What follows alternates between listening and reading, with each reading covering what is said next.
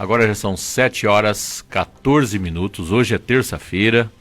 Terça-feira é o dia da gente receber aqui Bom Dia Agro, né, com a Dejane Arnold. Falando em ciências, hoje nós vamos discutir outro tema que envolve estudo, ciência, conhecimento, pesquisa, dado. Dejane, sempre um prazer te receber aqui. Bom dia. Bom dia, obrigada, João Edson. Obrigada a todos no estúdio, todos os nossos ouvintes no estado de Mato Grosso. Hoje a gente vai falar de agricultura e pecuária, porque a gente está com quem aí tem equipes espalhadas, né, pelo estado inteiro. E eu diria que assim, você falou várias questões de pesquisa e tal, sim, e principalmente vigilância. Vigilância. Né? É um instituto que está de olho aí em tudo que acontece para garantir sanidade, né? Nas lavouras e também nos campos aí de pecuária, da pastagem. Tendo como princípio a ciência, né? Exatamente. Que é aquilo que a gente está falando aqui. A gente sai daquele negócio de um adivinho que quer saber as coisas porque dormiu e acordou, teve um sonho, para dados precisos, sair do laboratório, sair de análise precisa, de comparação, isso é muito bom. É isso aí, é um apoio ao produtor rural e garantia também de que o Mato Grosso continue produzindo aí com qualidade e também com sanidade. Bom, vou apresentar. Apresenta o nosso convidado. Né? É o Renan Tomazelli, que está aqui conosco, que ele é diretor técnico do INDEA, e a gente vai falar sobre pecuária e também sobre agricultura. Bom dia, Renan, obrigado por ter aceito o nosso convite. Bom dia, Dejane, bom dia, Edson, todo mundo. Obrigado aí pelo convite. Estamos aqui à disposição da Conte, dos nossos ouvintes, e vamos falar um pouco sobre febre aftosa, falar um pouco sobre vazios sanitários e falar um pouco do nosso estado de Mato Grosso, né, tão eficiente na agricultura e na pecuária. Exatamente, justamente essa semana nós temos um grande evento, que vai reunir produtores rurais, zootecnistas, veterinários, iniciativa privada, poder público, em torno da discussão da retirada da vacina. Eu quero até chamar um questionamento que a gente tem, que é do Mariano, de Nova Brasilândia, porque ele justamente tem a dúvida que todo produtor tem neste momento. Vamos ouvi-lo. Bom dia para você, João Edson, para todos aí na bancada. Bom dia, Dejane, bom dia ao entrevistado e a todos os ouvintes do Giro. A pergunta, ela é do professor Marcos Antônio de Azevedo, que é produtor rural aqui no município de Nova Brasilândia. Ele quer saber do diretor técnico do INDEA, Renan Tomazelli, como está o processo da vacina da febre aftosa no estado de Mato Grosso, se já está prestes a ser suspensa no geral ou se ainda continua por algum tempo. Mariano Silva, aqui da Rádio Conte FM de Nova Brasilândia. Legal, Mariano. Obrigado pela pergunta. Vamos responder ao professor. Realmente nós vamos retirar a vacina agora em novembro. Então é a última vacinação contra a febre aftosa do estado de Mato Grosso. Só que, Mariano, isso não foi feito do dia para a noite, né? Nós não estamos tirando essa vacina de uma forma irresponsável. Isso é um trabalho que vem desde o ano de 2017. Então nós viemos avançando, o INDEA, como o Sistema de Defesa Agropecuária de Mato Grosso, mas também as entidades de classe, né? O setor produtivo também entendeu a importância desse plano. Então, realmente, Mariano, nós vamos retirar a vacina como um todo, de todo o estado de Mato Grosso. Agora, vacinamos em novembro e a partir do ano que vem não tem mais vacina contra a febre aftosa aqui dentro do estado de Mato Grosso. É o melhor status sanitário que a gente pode chegar. Então, nós evoluímos, isso é demonstrado através de medições, não é simplesmente o estado de Mato Grosso decidiu que vai tirar. Não, a gente é avaliado, existe um processo de avaliação, chama-se QualiSV, avalia o serviço veterinário, e a gente tem o plano nacional estratégico para retirar essa vacina. Nós temos 16, são 4 eixos principais, com 16 tarefas e 40 ações.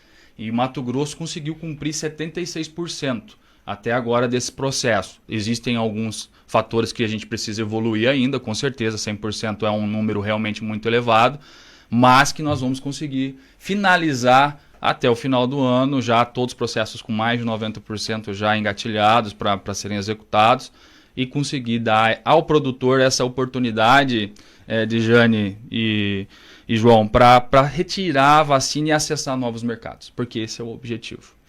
A questão da retirada da vacina, mesmo o produtor que queira continuar vacinando o seu rebanho por prevenção, vai conseguir? Não consegue. Pessoal, não consegue. Por que não consegue? Ao nosso ouvinte e ao produtor rural que está nos escutando. Porque vão suspender as comercializações de vacina. E até é interessante, Dijane, a gente falar desse assunto, porque o próprio processo industrial de fabricação de vacina ele vem sendo reduzido.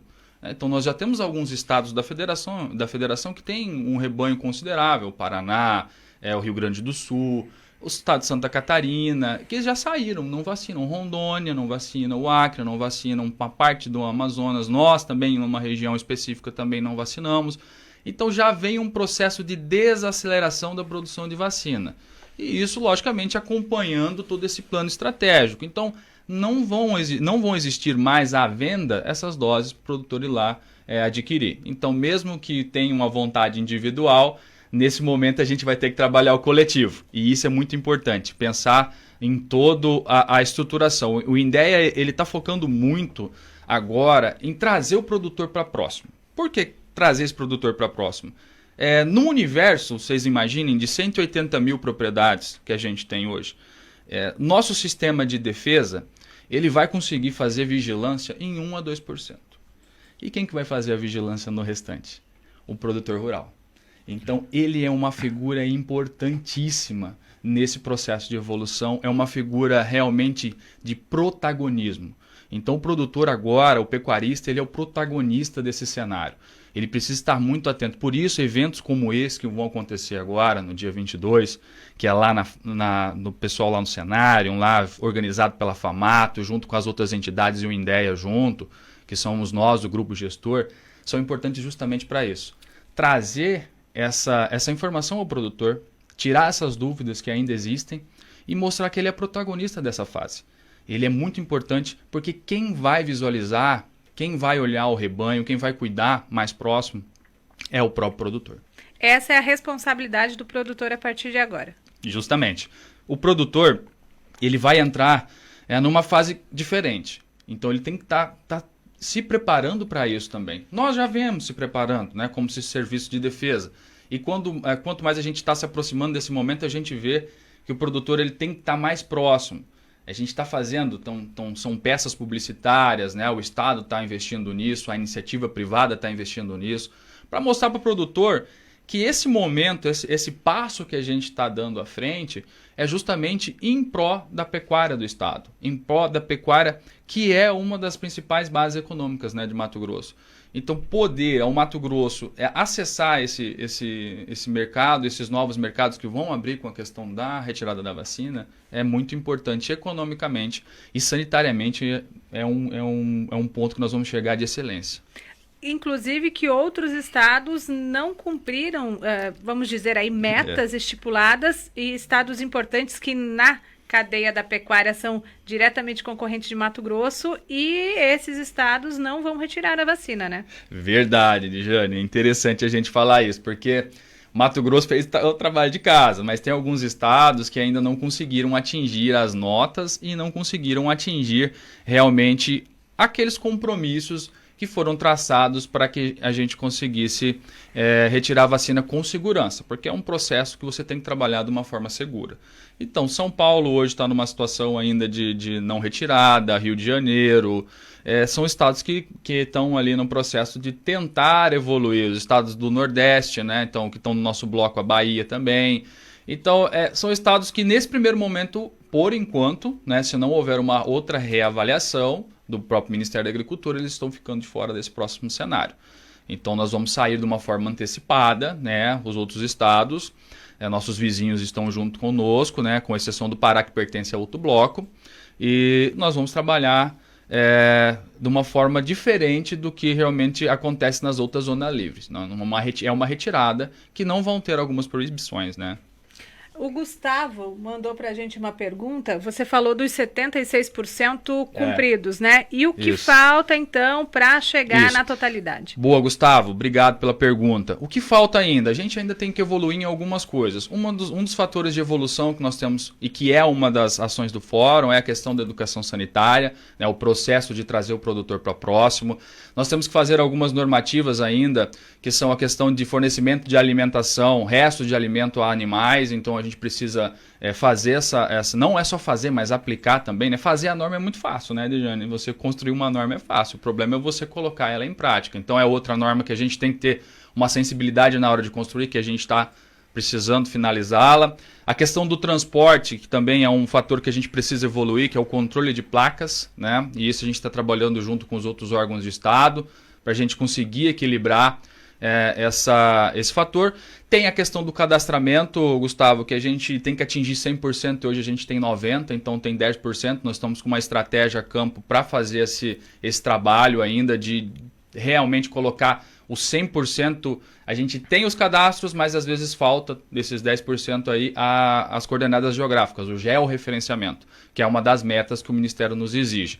Também a gente vai conseguir atingir, estamos em 90%, trabalhando agora focado nos municípios que têm dificuldade, né, onde a gente tem uma questão fundiária também um pouco mais complexa, né, posso citar aqui a região de Alta Floresta, a região de Vila Rica, que a gente vai ter que trabalhar bastante aí para conseguir atingir esses 10% que faltam e aí completar o restante para a saída. Mas isso, gente, não é impeditivo para a nossa saída agora, tá? Então, por mais que tem 76% do plano concluído, mas ele é um plano que ele vai aí ainda continuar em vigor, né? O Programa Nacional de Vigilância ele é até 2026, tá? E o que nós conseguimos atingir agora é a nota do QualiSV, que é o monitoramento do serviço veterinário. Então, como o estado de Mato Grosso está do serviço veterinário, ou seja, a sua eficiência para atender uma situação de emergência. Né? Recentemente a gente fez até um exercício simulado, né, demonstrando a capacidade do estado de organização. Né? Se tivesse um foco, a gente simulou lá, o pessoal de Jucimeira vai lembrar bem, até se assustaram, chegou lá todas as nossas equipes, né? Tá toda parlamentada, isolamos área, o pessoal da segurança pública, meu agradecimento a todo o trabalho que eles fizeram conosco, mostrar ao privado também, ao sistema FAMATO, a Acrimate, a Crismate, todos abraçaram essa ideia, fizemos esse evento para mostrar essa capacidade de Mato Grosso de atender numa situação de emergência. E Renan, você falou dessa responsabilidade do produtor. Isso. No que compete ao Estado e ao INDEA, vai aumentar a vigilância nas divisas e fronteiras? E como fica o trânsito de animais, por exemplo, entre estados? Esse é um questionamento até que vem de Vila Rica, você citou Vila Rica, é do Gilmar Alves, né? E lá ele vivencia esse vai e vem de animais do Pará, Tocantins, com aquele extremo norte de Mato Grosso. Como fica isso? Gilmar, nesse momento a gente não precisa se preocupar. Por quê? É uma retirada de vacina que não vai ter restrição de trânsito. Então, a área onde vacina, que é o Pará, ela não vai ter restrição. A gente sabe que economicamente nós temos um relacionamento naquela linha de divisa com o Pará, tanto pro lado de Guarantã, Alta Floresta, onde é que tem bolsões, inclusive, que só acessa por Mato Grosso, né, essas propriedades, e a questão de Vila Rica, que também economicamente é muito dependente ali, né, os produtores que estão no Pará são muito dependentes de nós, né, do estado de Mato Grosso. Então, nesse momento, não vai ter dificuldade, não vai ter o impedimento do trânsito, vai poder fazer o GTA, vai poder o trânsito regular, tá? Vai poder fazer o trânsito, a propriedade estando cadastrada na Depará, estando cadastrada no INDEA, sem problema nenhum, vai continuar tendo movimentação, não vamos ter prejuízos com relação a isso. Com relação a intensificar a fiscalização de divisa, a gente já vem trabalhando esse processo, a gente tem as nossas barreiras volantes com a região da Bolívia, que é uma região que a gente fala que é sensível, né? Então nossas equipes de vigilância e volante, elas não param, elas trabalham um ano inteiro. Além disso, nós temos volantes que são colocadas nas divisas dos estados. Então a gente tem uma que trabalha na região sul, tem uma que trabalha na região oeste e uma que trabalha no norte. Então essas barreiras volantes, elas trabalham de uma maneira que a rotina delas, elas só param realmente só à noite, quando não tem operações, mas elas trabalham durante o ano inteiro. Mas na questão de aumentar equipes, o Estado deve aumentar ou não? Aumentou, a gente fez agora, né? Nós vamos ter um incremento aí, só de médico veterinário são 54. O INDEA acabou de homologar o concurso, acabou de chamar os novos colegas, né? Estão tomando posse, entrando em efetivo exercício. E realmente é potencializar as equipes. Mas como eu disse, o Estado está investindo, está fazendo a parte dele no que se diz a servidor, estrutura, veículo. Não faltou investimento para o órgão, porque também se não tivesse não conseguiria evoluir. Mas o produtor é o protagonista. A gente tem que lembrar sempre disso, que a gente precisa trazer o produtor, você produtor que me escuta, você é o principal, o ator principal agora neste momento. Vamos precisar muito da sua atenção e do seu olhar dentro do teu rebanho. Inclusive, esse evento agora de quinta-feira é voltado também ao produtor, além dos profissionais, né? E justamente, né? Até convido a todos que estão dentro do setor da pecuária para entra lá no site da FAMATO, a inscrição está lá, não custa nada, é grátis, né? Pode clicar lá no formulário. Você não está aqui em Cuiabá, não tem como vir agora, faça o acompanhamento, que ele é híbrido. Ele vai ser presencial e vai ser também online, então vai poder acompanhar ao vivo pelo YouTube da FAMATO. E é um evento justamente para isso.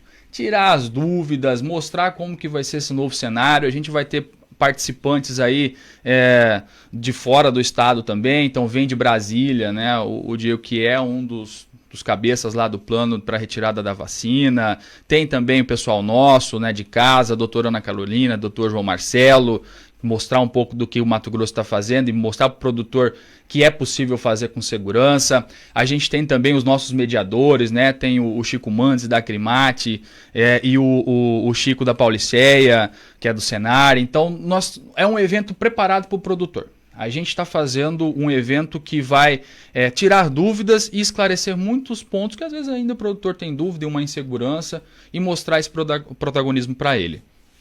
Ok. João, você me dá mais 2 minutinhos? Fica à vontade. O programa é todo seu.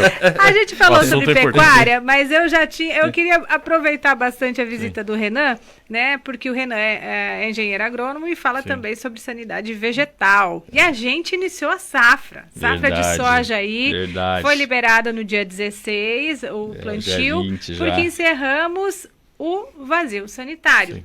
E eu queria justamente que o Renan explicasse para toda a população e para quem não acompanha de perto a produção agrícola, qual a importância do período de vazio sanitário em que o produtor rural não pode ter e manter plantas vivas de determinadas culturas no solo. Dijane e João, realmente, o vazio sanitário da soja, ele é um período que a gente chama de vazio. Por quê? Porque não é permitido você ter planta viva dessa cultura nesse determinado. O de Mato Grosso de soja, de 15 de junho a 15 de setembro. A safra começou agora, dia 16 começa o plantio, né? E esse período ele é importante justamente para diminuir essa planta, para que a gente diminua a pressão, ou seja, o hospedeiro do fungo da ferrugem na questão da soja. Então, quanto mais plantas eu tenho, mais você tem a incidência do fungo, mais ele ataca, mais ele sobra para a próxima safra. Então, a grande sacada do vazio sanitário aos ouvintes é você reduzir essa população, diminuir o máximo que você puder, para que você entre na safra, no caso que nós estamos entrando agora, com uma população de fungo baixa. Então você tem uma população de fungo mais baixa, você entra numa condição sanitária melhor para a próxima safra, no caso agora para a nossa safra, né? E o vazio sanitário, como foi? Foi muito bem executado pelos produtores rurais. Até a gente ali conversando no bastidor, eu falei, olha, me surpreendeu, porque lá no ano passado a gente teve 79 áreas com problema dentro do vazio sanitário, 5.768 hectares com problema, que a gente encontrou de soja. Esse ano a gente teve 47. Então, reduziu, e foi um ano que choveu um pouco mais, então, que eu esperava, isso uma análise técnica minha lá atrás, falei, nossa, vai ser complicado o vazio sanitário esse ano. E não foi, surpreendeu. Por quê? Porque não nasceu ou não germinou planta guache de soja? Não, porque o produtor controlou. porque realmente ele se preocupou em estar atento e fazer, porque isso é o impacto direto na ação que ele vai ter durante a safra. Controlou, eu vou entrar mais tranquilo, vou demorar um pouco mais a iniciar o controle da ferrugem, e isso reflete diretamente também no custo operacional, né? Então foram dados que nos surpreenderam. Nós fizemos, agora é um dado que nós não fechamos, porque ainda está faltando alguns municípios finalizarem, entregar o relatório, né? A gente encerrou agora dia 15, foram 5.000 fiscalizações que a gente executou do vazio sanitário da soja. Mais 5.000 fiscalizações, é um número realmente interessante, né? E se você somar, porque esse ano a gente trabalhou diferente, a gente antecipou as fiscalizações. Nós fizemos 3.000 fiscalizações antes do vazio sanitário. Geralmente o que a gente fazia? Foca só no vazio sanitário da soja, vamos enfrentar o vazio. Eu falei, olha, pensamos, reunimos na nossa equipe técnica, falamos, olha, vamos traçar uma estratégia diferente. A gente precisa pensar antes. Porque, às vezes, chegando no vazio, aquele produtor mais desavisado, né, mais tranquilo, ele realmente esquece. Mas se a gente vai antes e conversa e explica, mostra que aquilo tem um benefício, né, não só para ele, mas para os vizinhos, quem está em volta ali, né, a ferrugem é um fungo, dispersa pelo vento, maquinário, né? Então, a gente conseguiu fazer isso, antecipar as fiscalizações. Então foram 3.000 antes do vazio, dentro ali do período de safra, explicando, conversando, orientando, e depois 5.000, então 8.000 fiscalizações nesse período. Muito interessante esse número. Então significa que chegamos a mais uma safra que movimenta aí os municípios pelo estado inteiro, até aqueles que não têm, que as pessoas não veem muito trator rodando, mas a economia está sendo atingida, alcançada nesses municípios também, porque tem uma safra muito grande aí, de mais de quase 11 milhões de hectares rodando pelo estado a partir de agora. Com mais sanidade, então. Com certeza, com mais sanidade. E o produtor cada vez mais sabendo essa importância, sabendo da importância das medidas fitossanitárias, né? Então, é uma evolução que a gente vem acompanhando durante os anos. Quando iniciou isso lá em 2005, né, era uma resistência que existia ainda, mas muito por desconhecimento. O produtor, ao longo desse tempo, ele investiu muito na tecnologia. Hoje, Mato Grosso é exemplo para o mundo, não é só a nível de Brasil. Quando a gente fala de Mato Grosso, a gente fala do cultivo de soja, é a representatividade do produtor mato-grossense. Ele hoje é visto pelo mundo.